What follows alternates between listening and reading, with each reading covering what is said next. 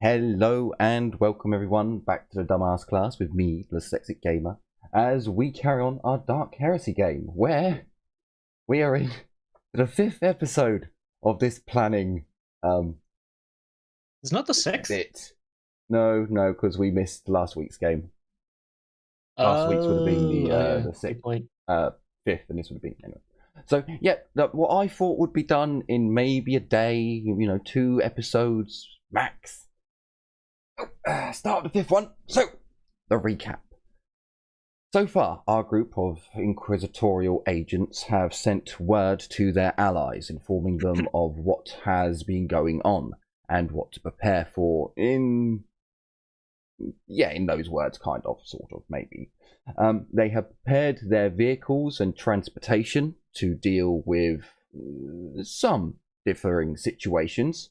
They have secured a route, a much quicker route to their gun cutter's current location, which is up 2 stories and to the left. That's right. They have trained their troops a little bit better. They have equipped their troops quite a lot better and secured other artificers and artifacts and so on and so forth for themselves, as well as painting blood runes onto one of the Psyker's bedrooms and fiddling around with a book that has a minor demon entity within it, prompting sacrifices to be made and contemplation to go on. We join our acolytes on the 4th day, early afternoon. Did anyone want to do anything with this time, or do we fast forward a bit?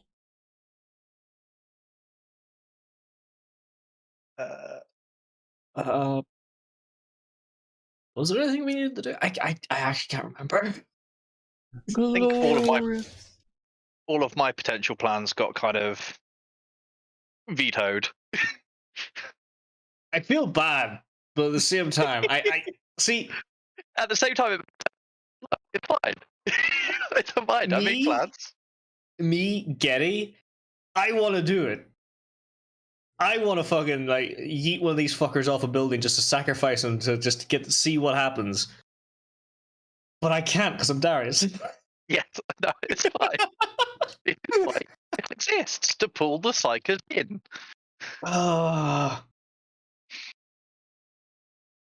See, if I was we made Casper 2.0, this would have been hilarious. You're stopping Casper 2.0 right now. I'd still veto your asses.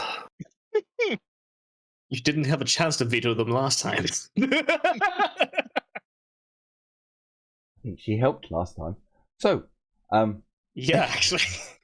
if there is nothing needs to be done, the clocks move forwards. Let me just. Liliana continues to work at the forge, crafting whatever she's crafting, and Mordecai sits in mopey contemplation over what has been said and done. You all gather up again for a scheduled meal. Even if you're doing your own stuff, it's easier to eat as a group.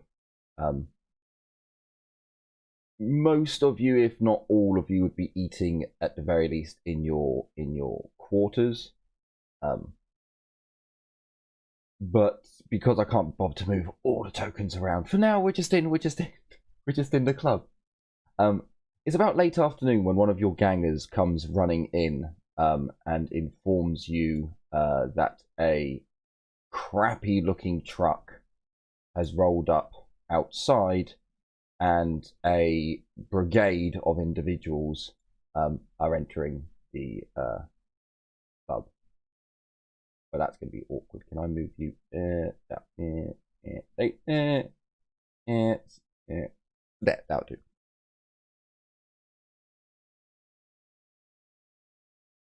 So,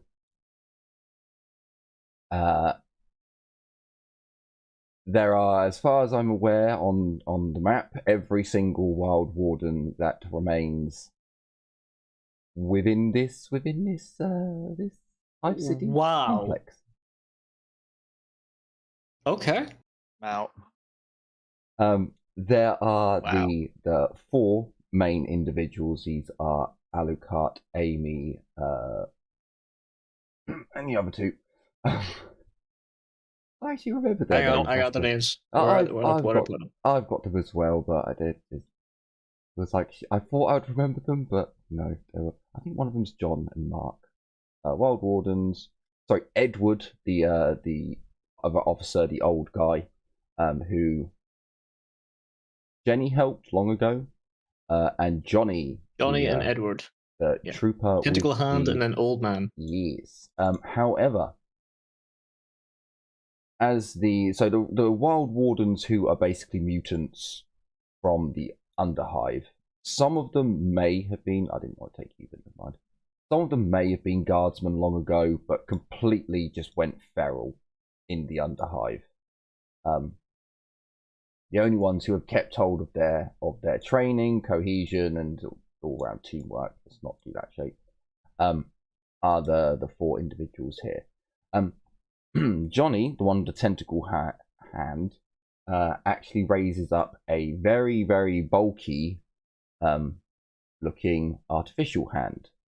The fingers do move. He gives a feeble wave with it. To the tech priests, including Winters, you don't even have to roll awareness for this. It's a servitor. It's a essentially an upgraded servitor hand. Something you'd stick on a guardsman if you absolutely had to get them back into a fight.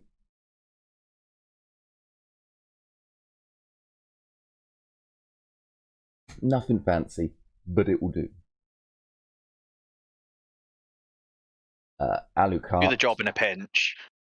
Pretty much, But in the Underhive, best he could get. That's probably how he's going to do it too. Pinch. There you go. Don't worry about all that blood. So as Alucard steps forwards, he's looking around at your club and seems like y'all have made yourselves quite comfortable. Hope Aquafria has treated you better than it did us.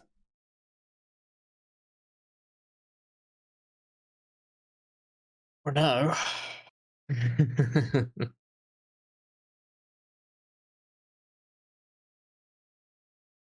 Alucard does not. Again, normally he has a very pale complexion as it is. He doesn't exactly look comfortable being back in basically the Middle Hive. But at the same time, he is seeming to keeping his shit together.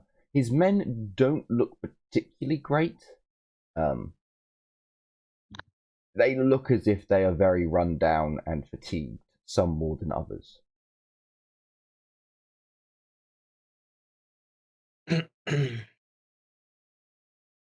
Let's get them rested, fed, and more Checked rest, out by I the guess. Medicaid. Yeah. Yeah. Maybe we have to push Winters forward and kind of go, yeah. You know the way you did like the inspections for everyone? Yes. Some of these guys don't look so hot. You're going to inspect them too, please. Okay. I thought there was going to be more protesting, I'll not lie. I will make a very comprehensive list of everything that's wrong with them. And you're gonna have to deal with the paperwork. I'm just shrugging my shoulders like, I'm a grunt. I don't do fucking paperwork. You do now. Winters, can you roll me 5 D100s and then another 5 D100s? You can do it on the quick roll thing. 26, 51, 10, 14, 60. Wasn't exactly pretty good how rolls. I wanted it to show me, but fair enough, it 23, does the job. 76. I can turn the 79. compression off if you want. No, don't be silly, it's fine. So yeah, it's gonna take, probably gonna take you about 2 hours, 2.5 hours, to go over all of them. Mister, what? I got 2 2s in a row. That's why you don't clear your chart. You just go with what Nuffle gives you. Yeah, but I also had like a 50, 79, 56, and then after the first 3. Yeah, you hope you use them up on nonsense rolls. It don't matter. So as you're checking over the men, Winters, you notice scarily some of them are women, but it's difficult to tell when they're all dolled up. The mutations on the actual underhivers born and bred, some of them are well within the range of shoot this motherfucker in the head and be done with it. We're not just talking about webbed toes and feet. In other areas they have scales. They have like fish skin. If they want, I will give them a printout of any deviations and mutations. If not, I'll just keep it to our notes and that's it, and scrap it once we're done. Yeah, Alucard doesn't want anything. He knows what he's dealing with. This is more. You just go through it, you hand off like, here's what's wrong with you. Like several of them have early and to mid-stage cancers. Others have skin diseases, which could quite frankly be studied and researched on their own. But as for are they fighting fit? Yes, they will fight. They will last a year, maybe. Some of them longer, some of them less. So in the battlefield statistics, they're perfectly fine. You do note that at least 2 of them are really anemic, like far more anemic than they should be, and you take note that a couple of the others are getting over being anemic.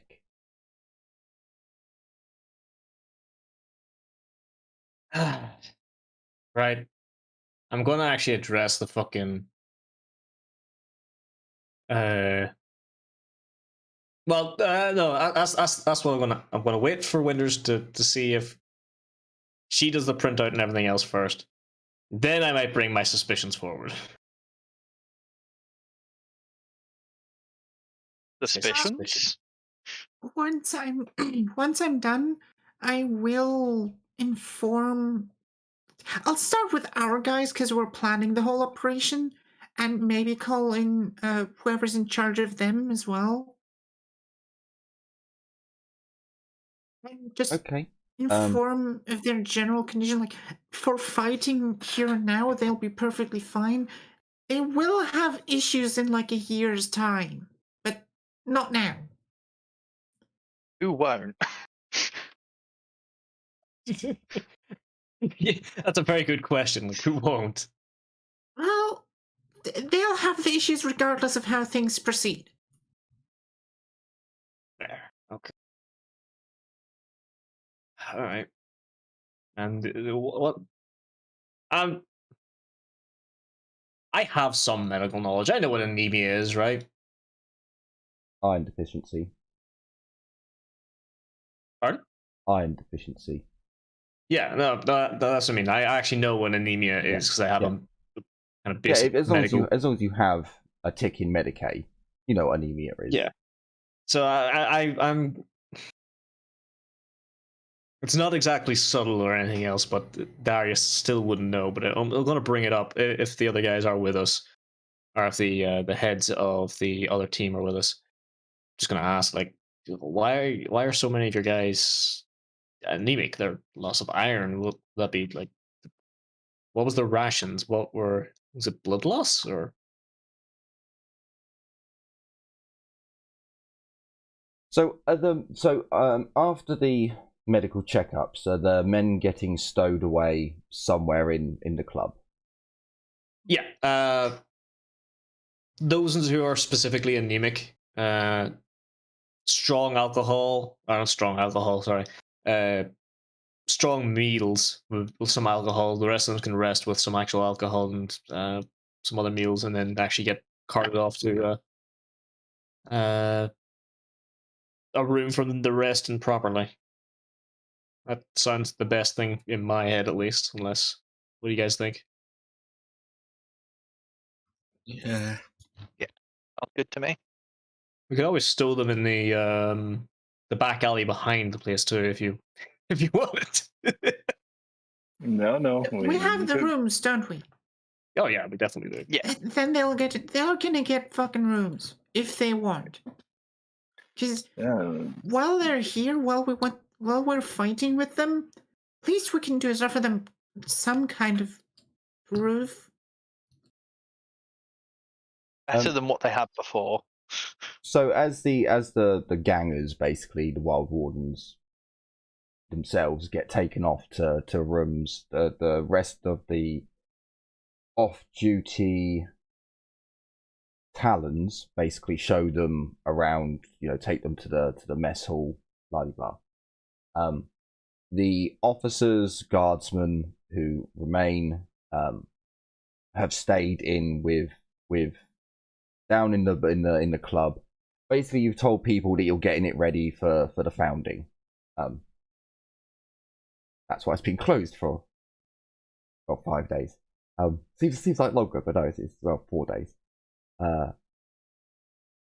You bring out food for Amy, Johnny, and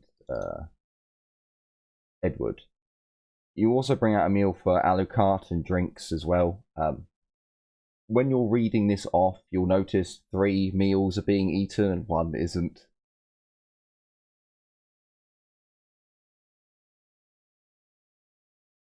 Who's not eating?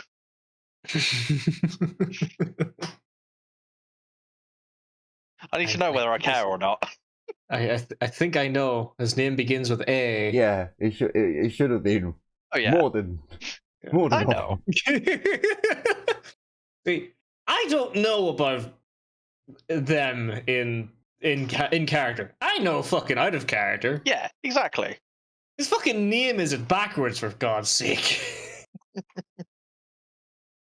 Yeah, it's pretty Kind easy. of. It's like a T with a D instead of a D. You mean the B? He just drinks the amasec that's been provided. The smoked slow sticks that were given last time. I'm not even going to bring it up. No, I'm not. I'll just kind of press like make sure you eat. You'll actually need your strength. He nods somberly. I'll be leaving the others here with you. I have other business that I need to attend to. But I'll be on comms. I've been informed of your tech priest's work.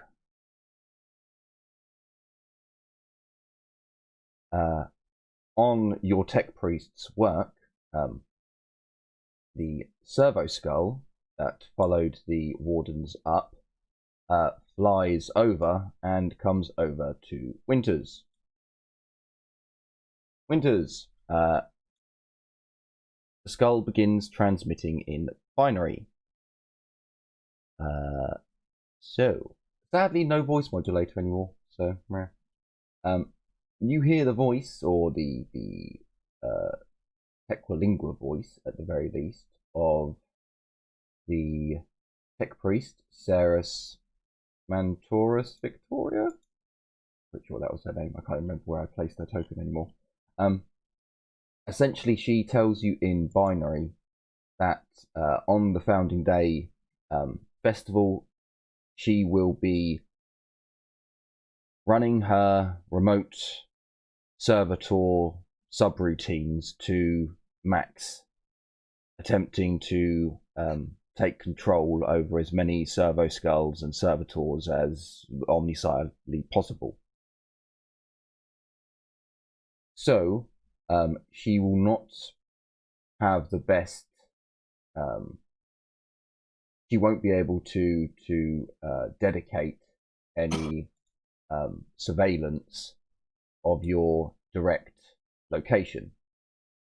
Thus, she has sent Kappa, Guardian Skull, over to act as your familiar.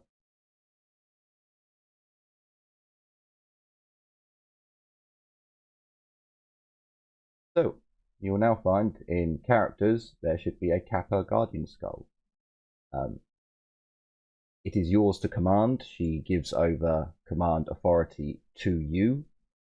She does inform you that it does have a tracking device in it, so she will be able to triangulate your coordinates to a much higher and more precise location should you need, rather than using radio waves to triangulate.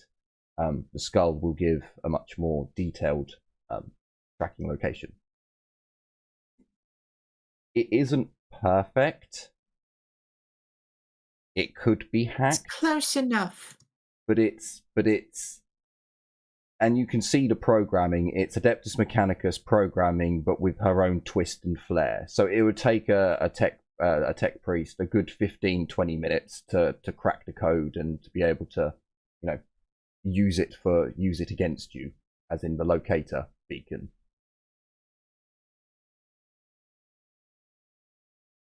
It is currently equipped for close quarters. I have no idea how to respond to this.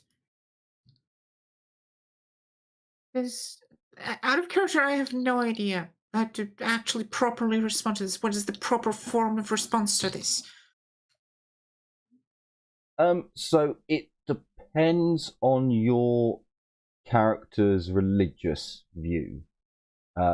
Because tech priests do see servo skulls as rare items as they are. Guardian skulls are that level higher because they're not monotask. They're multitask. So it depends on your level of reverency towards the machine spirit. On a personal level, it depends on how emotionally connected your character still is. You definitely get from Ceres that she is far more machine-like in her acts and behaviors, yet very often you'll take note that the really subtle, nice parts of humanity she still maintains. So it also depends on you as a character how much your humanity is still intact. Well, on the part of religion, I did ask Vivi to bolt a Archaeotech, what's the word? Capacitor to me. So, yes. And we pulled that capacitor out of a magic bridge.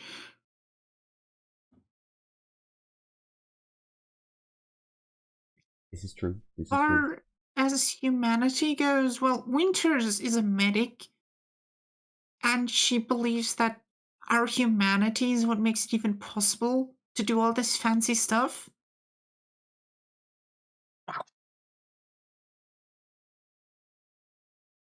So, probably be very appreciative of it.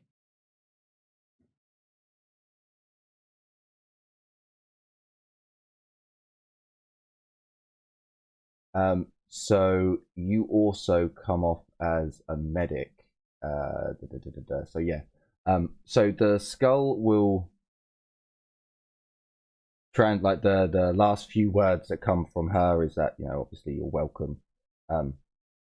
But she sees something of the bot in you.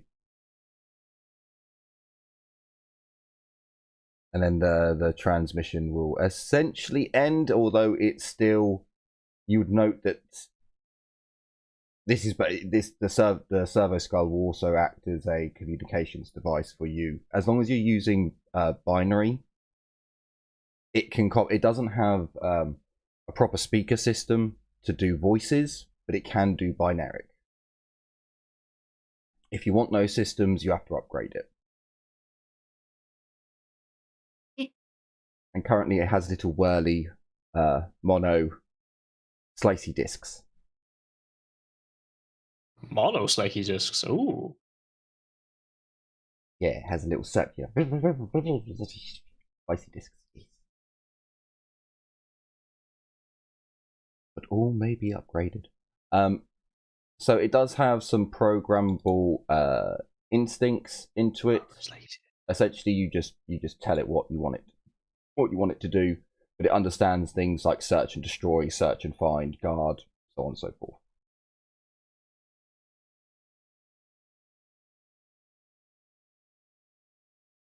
So, if there is, was there anything else you guys wanted to ask Ceres, because she is technically here and you can communicate with her, or Alucard or the others?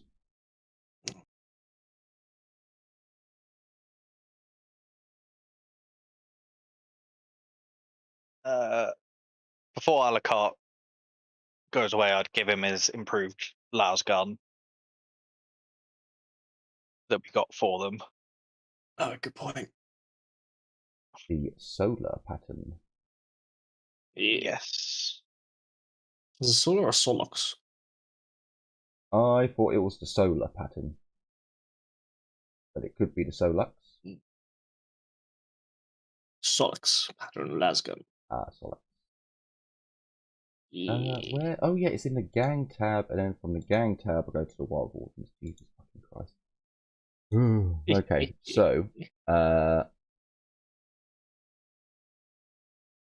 yeah, he takes the las gun, gives you a respectful nod.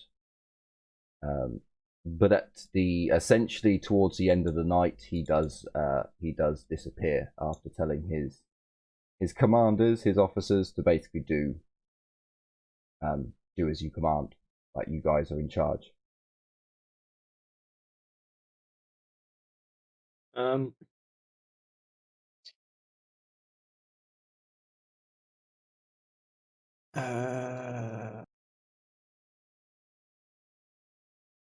Bastard abandoning Amy like that. We move to the evening of.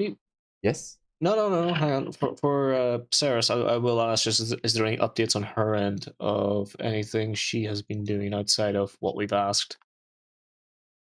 Winters can tell you that no, nothing has changed. Okay. All is well. All is according to So she's plan. going for just run that through my head again. It's just a case of she is trying to basically dominate as many servitors and servo skulls as possible when the time comes. Yeah, pretty much. Okay. She's going to be pushing her capacities to max. But you'll soon understand. You'll soon see. So we move into the evening. Did anyone want to do anything with this evening? The fourth night. I'm trying to think. I think most of my preparation is finished. It's just a case of. I'll take a look at my sheet real quick. The morning of the fifth day cometh. There is an excitement in the air. Although the hive's functions are all normal today, you can already feel the energy. As those of you who walk around, you can see that there are areas of your street which have never been so clean before.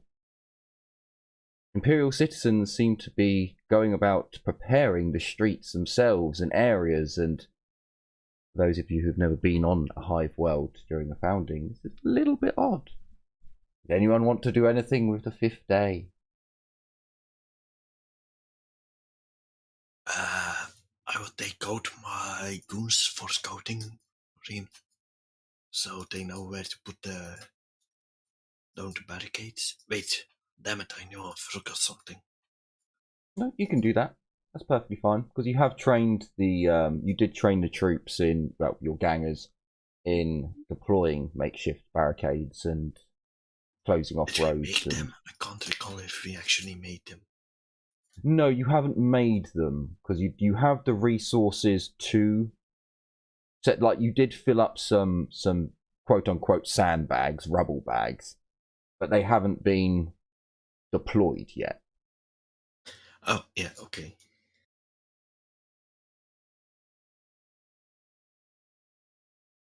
For not. What about the rest of you guys? Have you guys got any current goals? I know Albie, what you were saying there. Yeah, I'll just go scouting with the officers. Glorious heresy is rising. Sure, yeah, no, you can go out and scout and let them know. Heresy is rising. Let them know, if shit goes down, guys, I want a barricade here. I want this area blocked off. We need to do this quick turnaround, so on and so forth. They're nodding in agreement, and they, understand what you want from them. I heard you were going to take the officers with you, so perhaps Johnny goes with you and Edward, and at the very least, Edward seems to be keeping a much closer eye on the Raven, on the Talon gang, and he's going around and giving words of encouragement for them to pay attention and so on and so forth. So sure, you can do that. I'll write his name down. What was his name? Edward. Edward. He is the old ass. He is the old man? Yeah. Yeah, he's the old ass veteran who was attached to the previous founding. So how well that went. Yes, it went beautifully. The time ticks on, and I hear no dissenting voices. Jim, you've been muted for a while. Any dissenting voices coming from your corner? Speak. No. Technically speaking, Liliana is busy with work. Oh yeah, that's right. Although, at some point, I'd like to just pull Amy aside to give her something. Sure. So as you're going about your business, trying to keep everyone far away from your room and the blood on the walls, you see on the monitors that Amy is in the lower part of the club, just going over her new, or watching Edward or Thomas going over their new rifles. Now is your time. I'd probably shoot a quick message to Darius of, I hope you're not needing a room, and then go get Amy.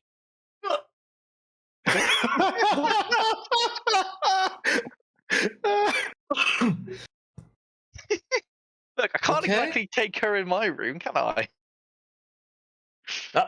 Freezing, my dude. Freezing. All of you are awful. So sure, you can take Amy into the VIP suite. There is no one really there at this moment, except from the servitor. Oh, okay. My fucking headset's playing up. Sorry, give me a second. I will have something as well, but we'll save it for after. Sorry. Hopefully it sorts its shit out now. Sounds alright on my end. That's good. I could just hear it cutting in and out, and I know when that happens, it usually means fucks up. Yeah, just I've got something for you. To help. Not sure how much it packs a punch. And I'd pull the box out from from behind my back, I guess. Just they're supposed to be really good las pistols, I guess. Wait, las pistols? They're the last pistols I Oh for yeah. Amy. The slotted up ones that were then deslotted. Oh, yeah. Oh, okay. I just hand them. Wow. Well, thank you. I don't really know what to say.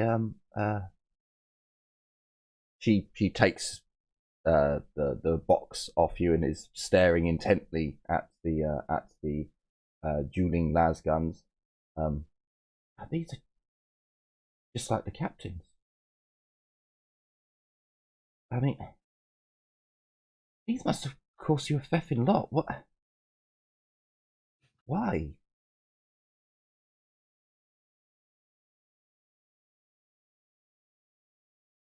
Because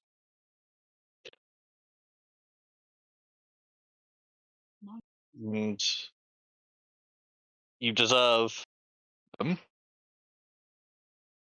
more than pretty much anyone I know.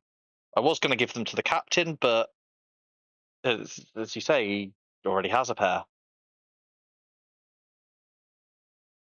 And you know I can't shoot for shit. So,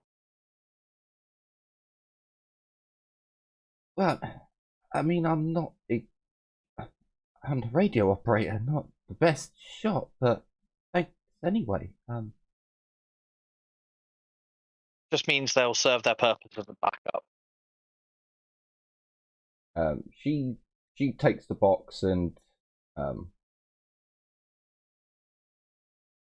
isn't entirely sure what to do, so she kind of closes the box. And I mean, I know it's your booze, but you could have a drink with us if you want. Yeah, a drink sounds drink sounds good. On me, why not? So she hang on, I am actually going to need to give at least a D100 here just to see if so she's not. You got to understand, Amy was once a really pretty, like probably the prettiest girl in the squad, who was then given the comms, and then later on mutated into all of her hair on her head and down her neck and on her shoulder, becoming feathers. So massive self-confidence issues in human emotion territory. So she leads you downstairs to where some of the others are. So she's basically drinking in her safe place, if that makes sense, surrounded by her own comrades, being the old man. Sorry, Alakar isn't here anymore. Being the old man and Johnny.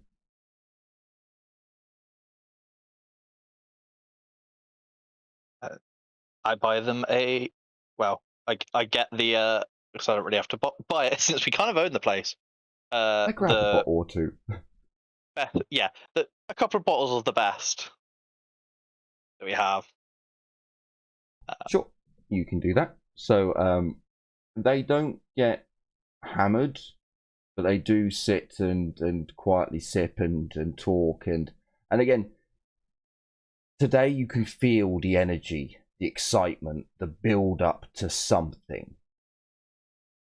And for them, it doesn't seem to bring back the happiest of memories.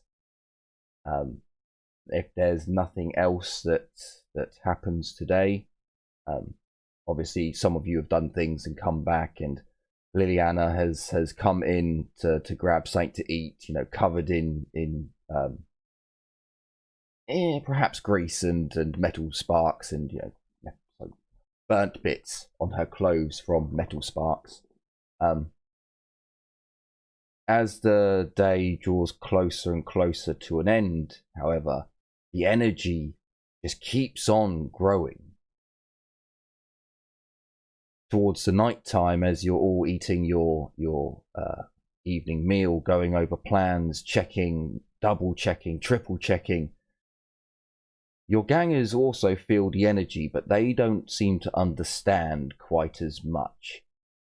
They're excited. This is something that they've been hearing every citizen on the street talking about for forever now.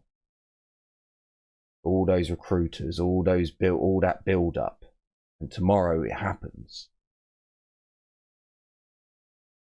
For some of you, you'll sleep restlessly tonight.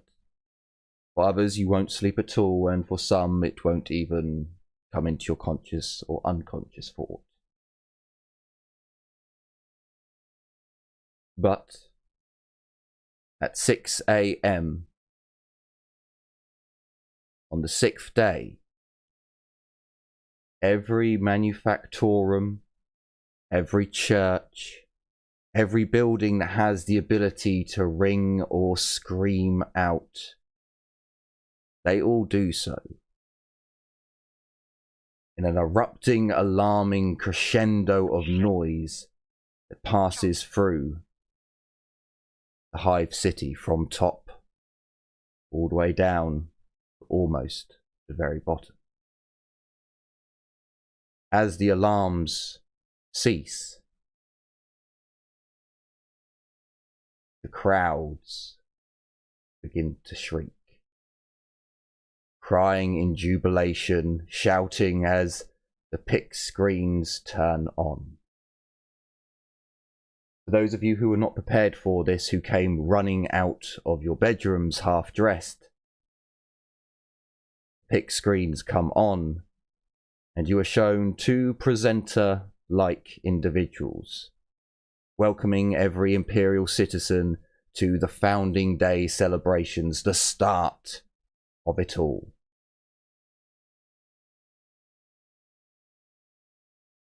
So, on the 6th day, Liliana, you have an option.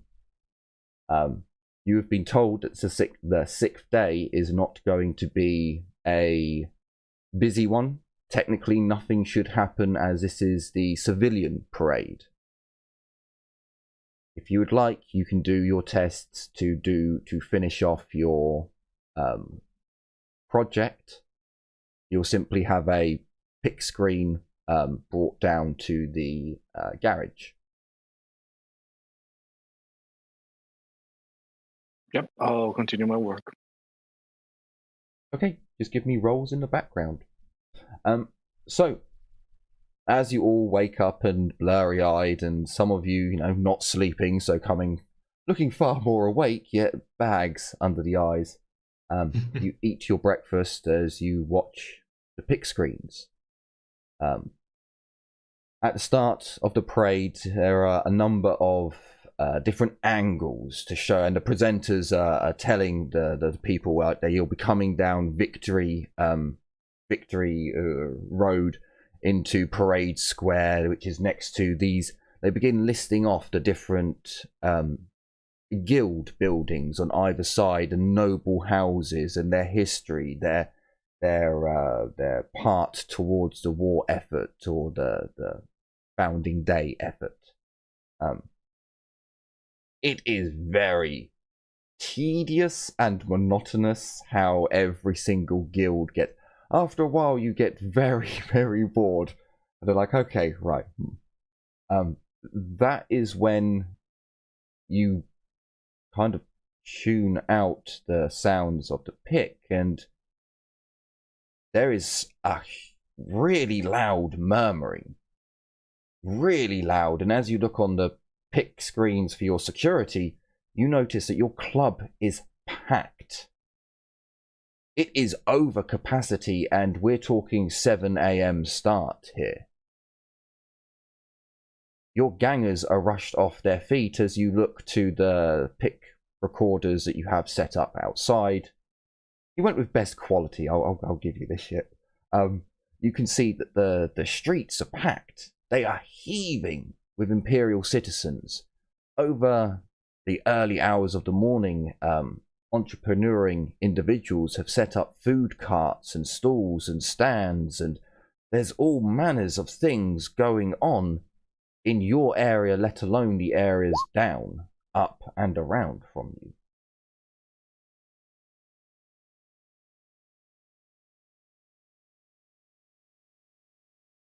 If throughout this day you do get bored, you can wander, or you can go out with your gang and try to make heads or tails of the madness. Or you can simply watch the parade go by as at 9 a.m. the parade begins.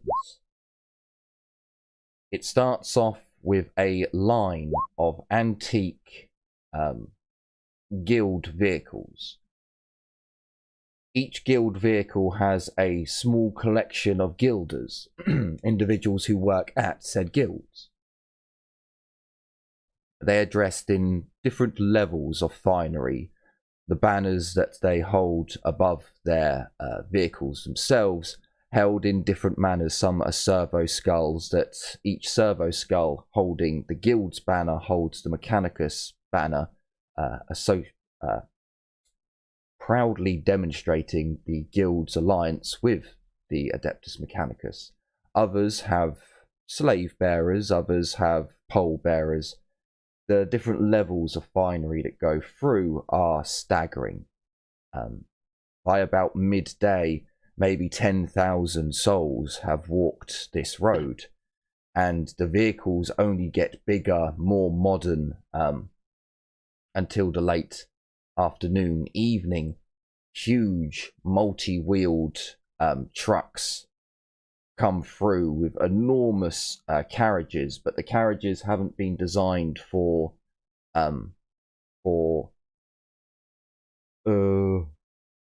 cargo. They've been set up to basically do living dioramas of notable events that have happened to this particular hive city and to the world itself. The servo skulls that are providing the pic footage, there are hundreds of them flying around getting different views and images, and you can actually set up the pic screens in your apartment, in your penthouse apartment, to have different views of different sets of servo skulls that cut from different views, showing off different guilders, different members of minor nobility, zooming in on different dioramas showing the god emperor and his angels doing glorious works. As the evening just begins to come into its full, the sun is going down, or this world does have a sun. The sun is going down. A number of Imperial Navy, I think it's Lightnings, I can't remember, I had it before, but I think it's Lightnings. A number of Lightnings come through, firing off golden flares that make a design across the now fading into night sky. The servo skulls are able to fly up and get different views of this spectacle. And the announcers obviously coming up and building up the hype and describing the brave souls of the Imperial. The Imperial Navy's contribution to the Founding Day celebrations, and then going into the transports that will be taking up our brave lads and lasses into the milky dark, the inky black. I don't want the complete opposite of ink then. The celebrations go on long into the night. The parade does die down a bit. It's more vehicles now that we utilized in the production, and they're gaudy. They're made up to have lights on to show different things. The party in your club reaches a whole new level. Like, if it was over capacity in the morning, it is beyond 3 times capacity in the evening. Gelt and thrones and food stamps and all sorts are being spent, and it looks like an incredible time as you sit in your penthouse watching the screens.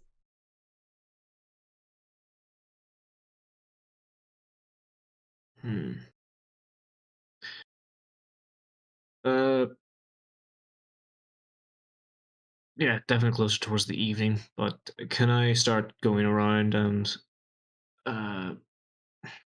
going to who are essentially squad are the team leaders and stuff for the gangers and everything else, and just kind of mentioning that make sure everyone is every one of ours is in good condition for tomorrow.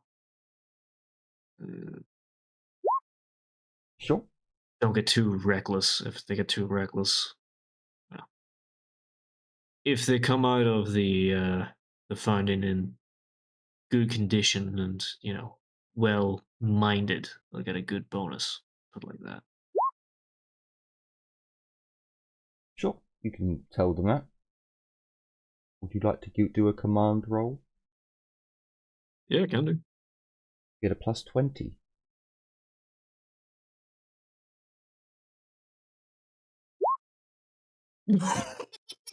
Jesus. Okay, maybe clearing that roll wasn't the worst thing you could have done. 77 target and 7 degrees of success. Technically, it's 8, 9. Technically of the, 9. You know, No, 9, but 7 additional. a lot of sevens there. A lot of sevens. So Ah! yeah, they really take it in, and they're like, they can see the seriousness in your eyes, and the way that you deliver your command is yeah, no, they take it on board, and they're like, okay, no. It's a fucking sign, Eris. It's a sign. I I can't believe I said that too. It's fucking. The 8th day starts. Ah. However, in the morning, there is no loud booming alarms this time.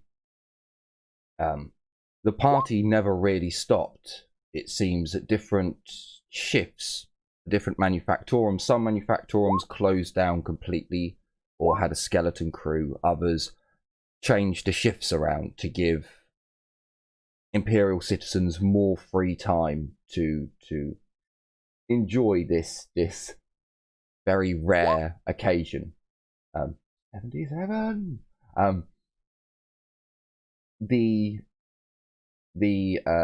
So as you wake up on the 8th day, sorry, 7th day, the 9 o'clock parade. So there's about an hour where there is no one marching. So there were things or people marching all night long. But about 8 o'clock that stops, and 9 o'clock it starts up again.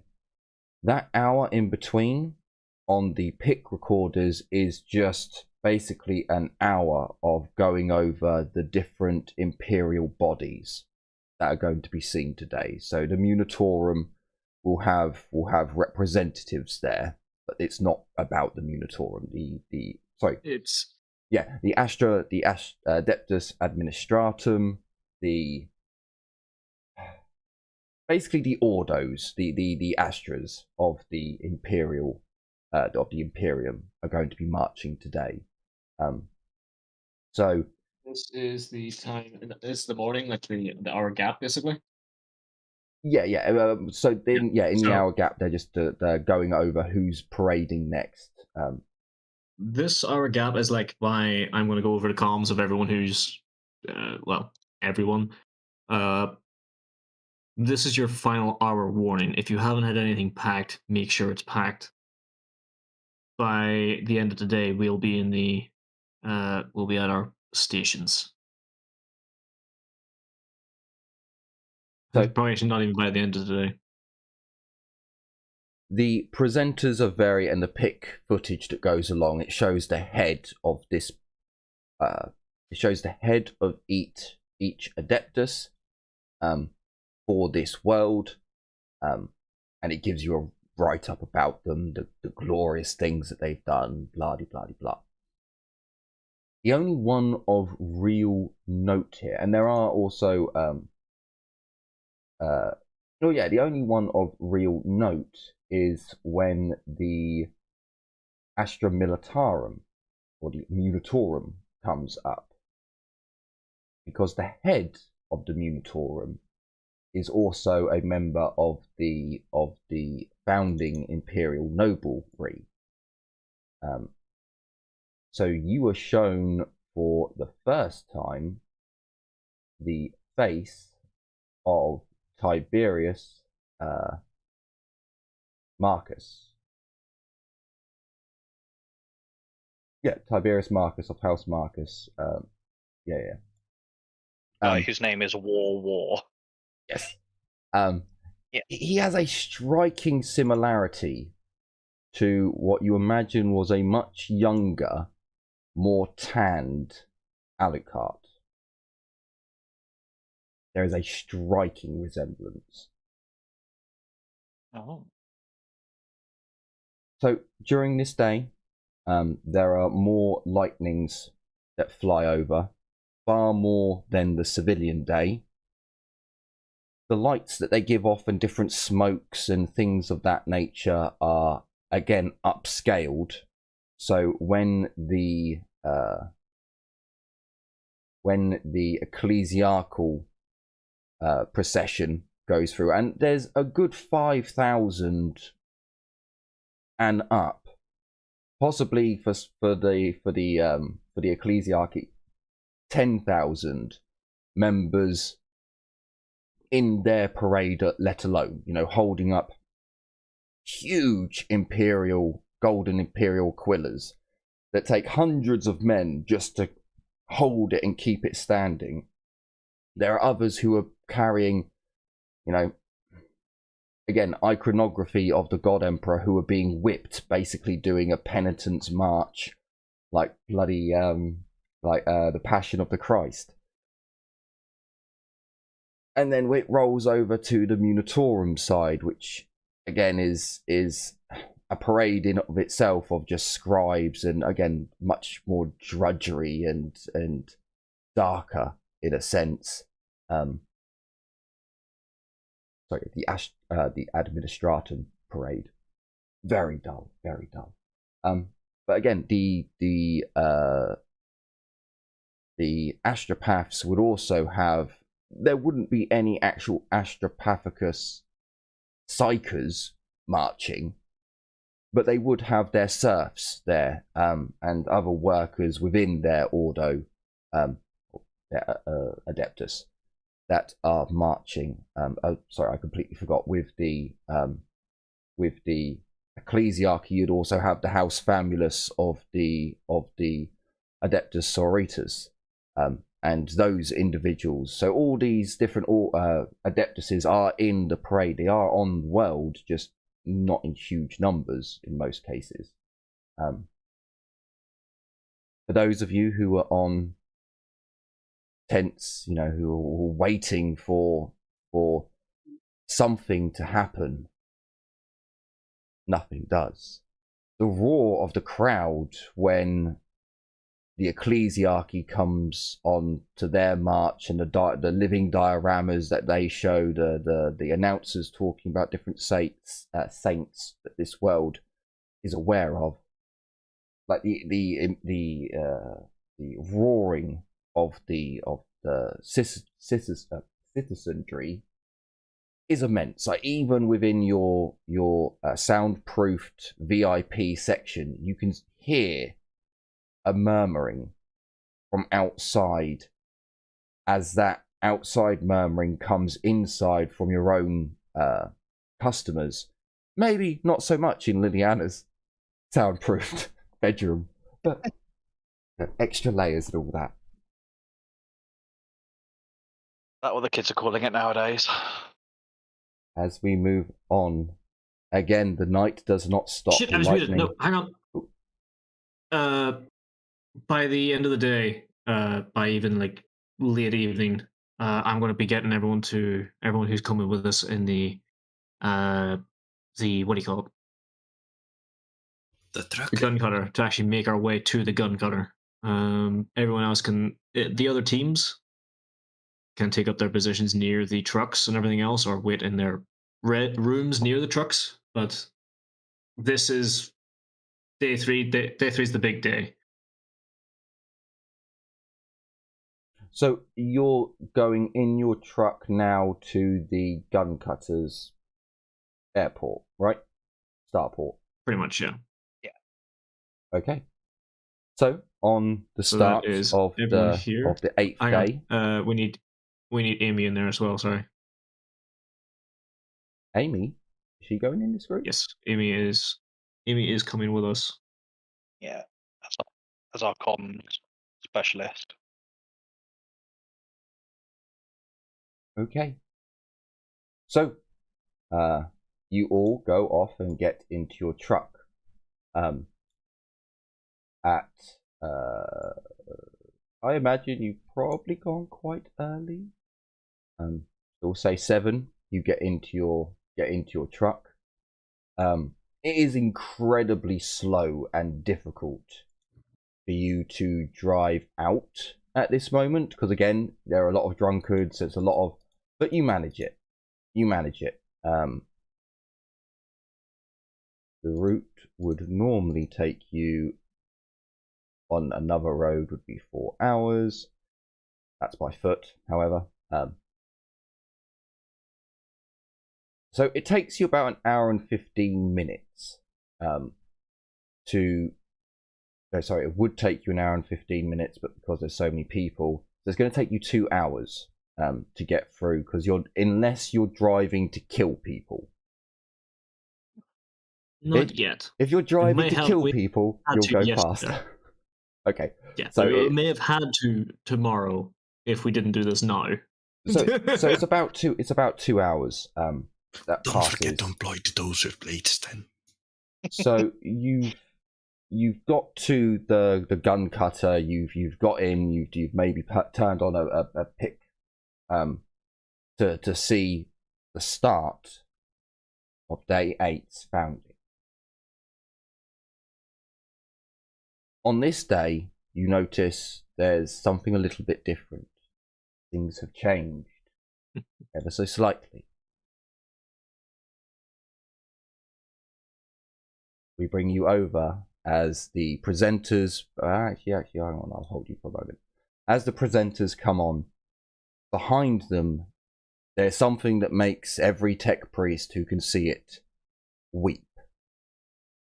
There is this huge metal ring. There's like a stadium that holds members of nobility, of the upper nobility, high-ranking guilders, 100 foot in the air. They hang suspended, walking along, drinking, toasting. Not a hair out of place, yet this thing must weigh tons. There are 2 other golden podiums that float inside this other stadium that surrounds them.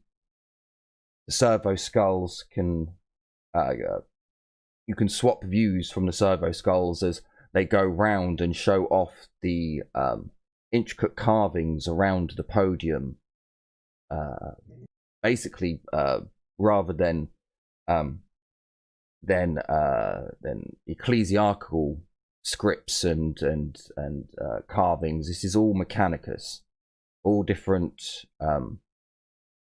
blessings and iconography of the Omnisire covers this huge golden surface of this device that defies gravity. The men begin to march, but it's almost as if the hive itself, everyone holds their breath and waits, because the sound, the roar, the humming noise of thousands, of millions, perhaps trillions of individuals cheering, clapping, celebrating, dies away to an eerie silence. There's more than likely broadcast through the servo skull pick captures and audio devices. There is a smack as thousands of soldiers raised their right foot and slammed it down to begin the march. The presenters open up with a shot of the soldiers as that first step forwards is broadcast. The hive erupts far louder than anything you could have thought this many humans could have produced. It's far more on the level of a Xenos warg. But it is deafening even within your gun cutter now.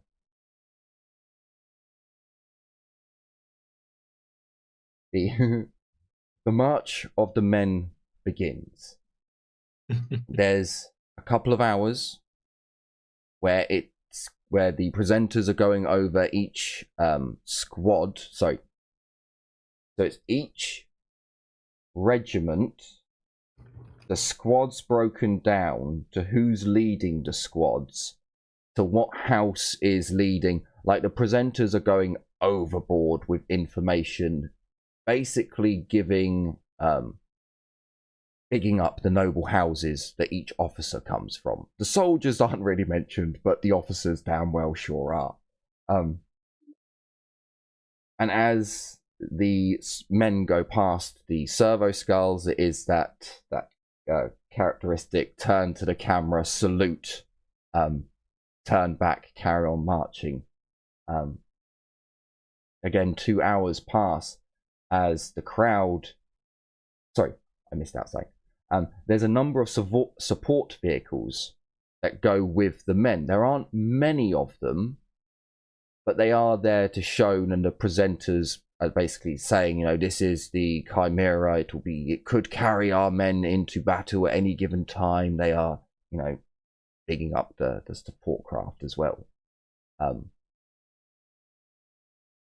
The crowd dies down again as the presenters welcomes our first, most noble of guests. Now, not all the people on the map are on the map as of yet, but welcome to hell, people. Big map.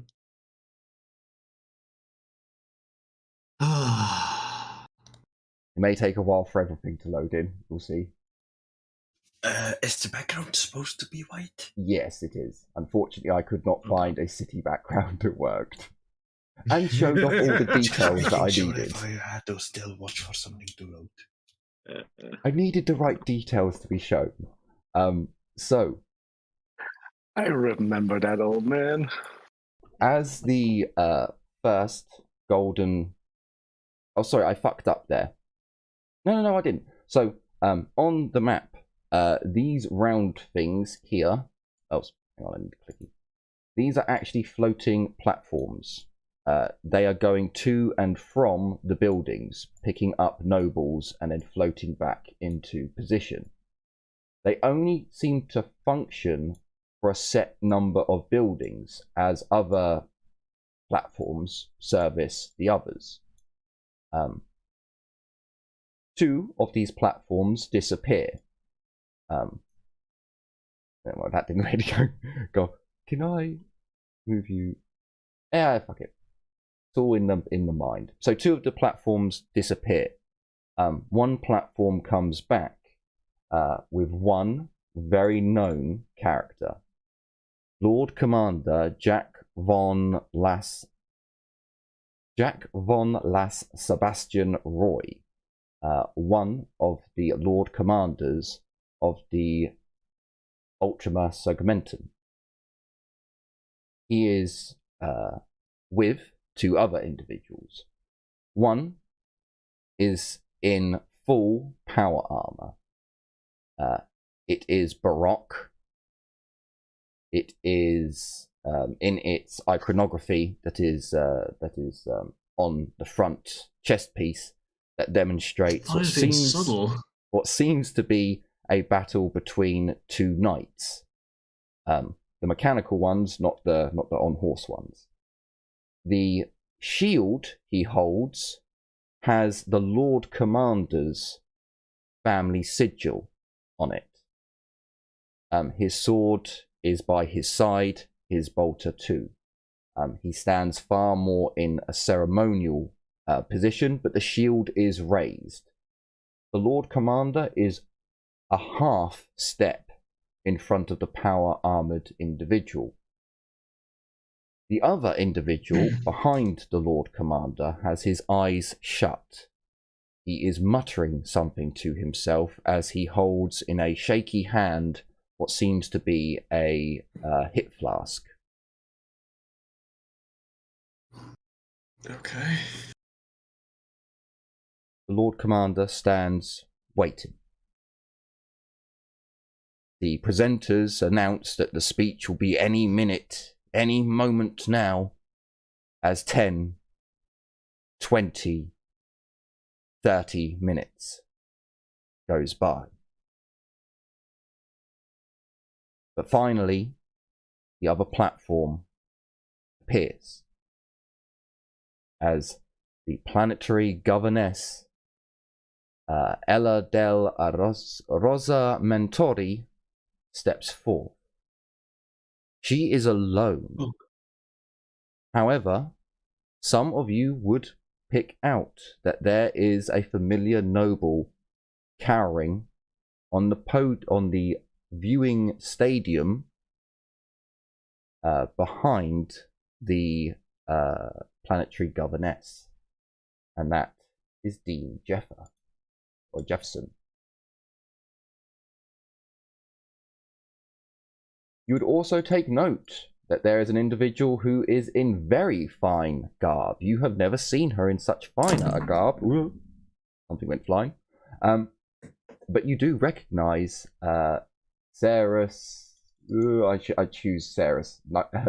Ceres way too often as a name. Ceres, a nightshade of the Poison Kiss gang, is also within the higher nobility on the viewing platform on the stadium.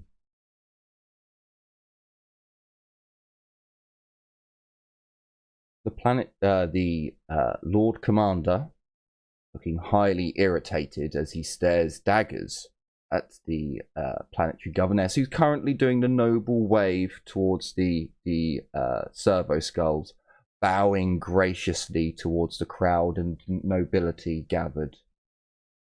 The Lord Commander steps forwards. He gives a rousing speech. I'm sorry, I was going to do rousing speeches, but I thought to save time, we won't. He gives a rousing speech, unifying the people and bringing a feeling of harmony to everyone. It just seems as if he has left no one out of his congratulations, his celebrations, his commiserations for traditions that have been lost, but let us be jubilant of those that we've gained. The crowd is silent. They hang on every word that he speaks. If you had stayed in your club, you would have noticed that even in the club, people just stop talking when he comes on the pick screen and begins his speech. And the sound when he finishes. The guardsmen all stop their parade. Some of them walk in to each other as they all turn and salute the Lord Commander before continuing their march. I disagree with this. That is poor form. That is poor. They should be able to salute on the march. It's more noticeable. It's more they stopped it. They were like, no, it's stopped. It hasn't stopped for days. It stops now. Salute you, sir. Salute. The servo skulls at this point start acting a little bit odd. Winters would notice it most as she's clicking through multiple camera angles.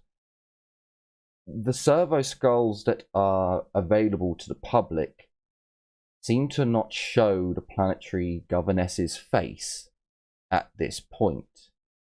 But then one does, and you take note of the channel.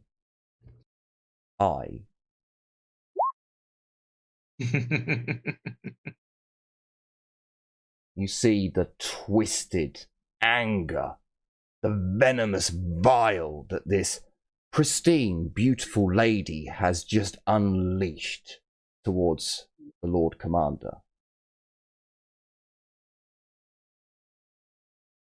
The announcers, the presenters rather, they almost have tears in their eyes. They're clutching Aquila's and just starry-eyed, like, what a man, what a commander, how lucky we are, and almost forgetting to introduce the planetary governess.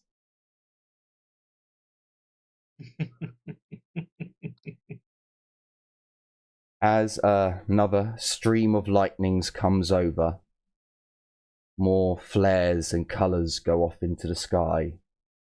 The planetary governess composes herself. As you notice on normal pic channels, her face, her features become apparent.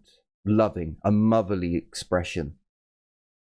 She gives this heartfelt, piteous speech of how poor the subjects are, how they need her to raise them up and to show them a new path, a new way, a new bang.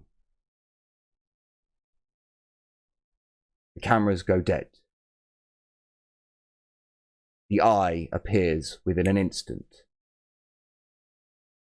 All pick screens within your gun cutter show up different I1, I2, I3, I4, I4, I6, giving different angles on the situation.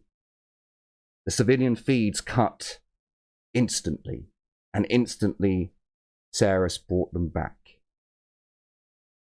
You see a crackling energy field burst, and the planetary governess's arm flies away. The lightnings that had come in to do a celebratory bombardment of flares leaves explosions in its wake. Another shot is fired, but this time the old man cries out in pain as the pick feed is clearly showing another field surrounding the Lord Commander. You are not given any notion of what's happening, or but a second for the psychers to figure it out. The Lord Commander is pulled behind the power-armoured individual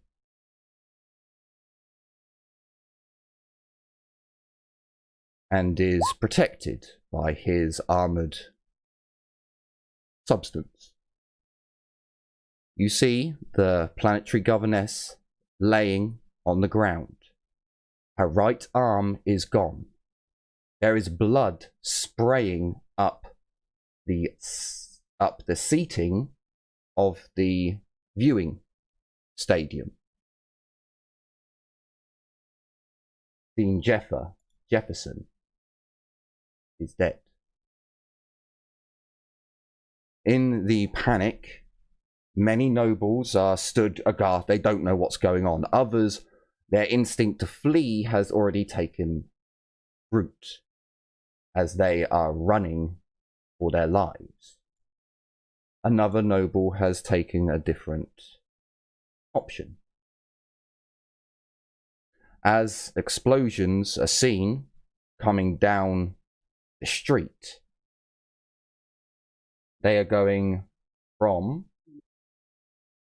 I zoomed out too far.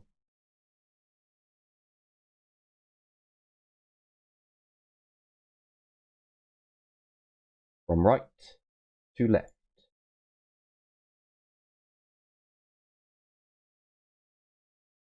As explosions are seen much further down, a number of the support vehicles that were not meant to be active soon become it. They can do nothing against the air superiority that comes for them. Guardsmen and civilian alike are blown into pieces. Another shot is fired. The power-armoured individual, part of his shield is destroyed.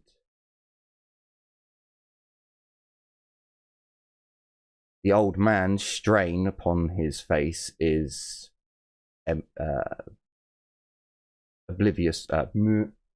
obvious to all,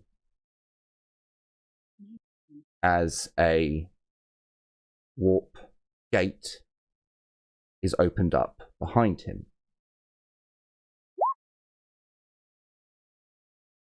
a noble jumps forth and collects the planetary governess as the Lord Commander, the power armored individual, and the old man go through the warp door.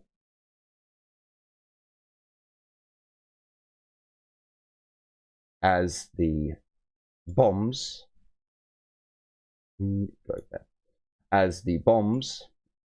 from the lightnings land,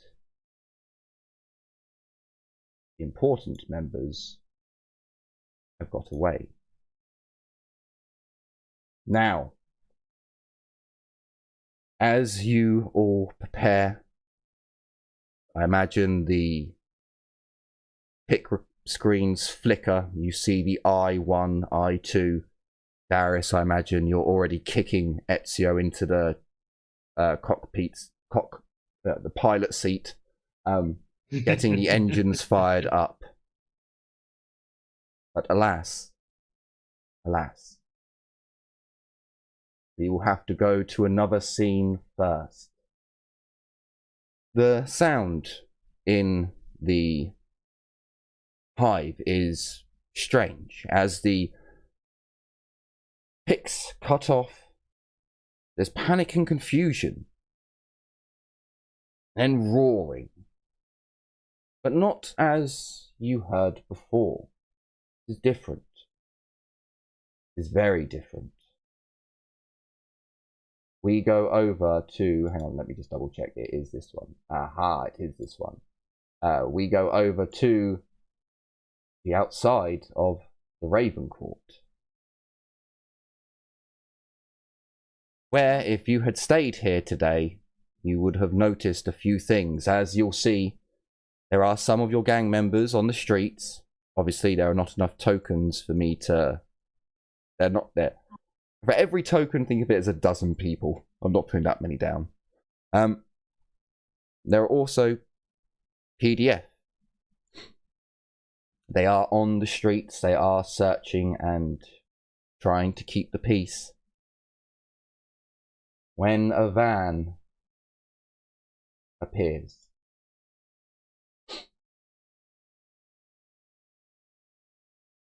Individuals get out of said van as a sentinel walker makes its way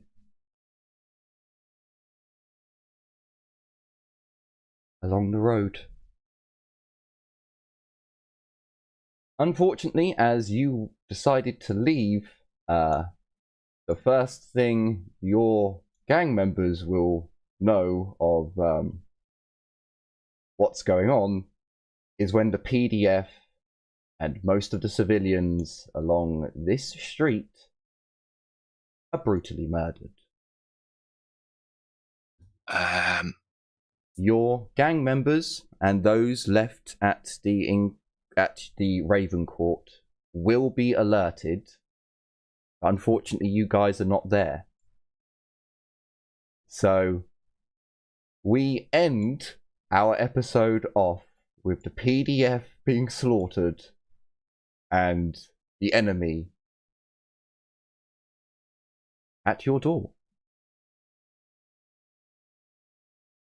So, in the next episode, we will see how good the auxiliary characters are when bad things come to play. Certainly hope. Starting to be glad. Sorry. I certainly hope you've all enjoyed the beginning of our Hell sub chapter, where I will see how much misery I can cause my players as we enter into the final part of this season. So, I certainly hope you all enjoyed that and are looking forward to the future episodes to come, where more good things will happen. So, thank you all so much for watching. Take care, everyone, and as always, bye-bye for now. Bye. Bye. Bye. See ya.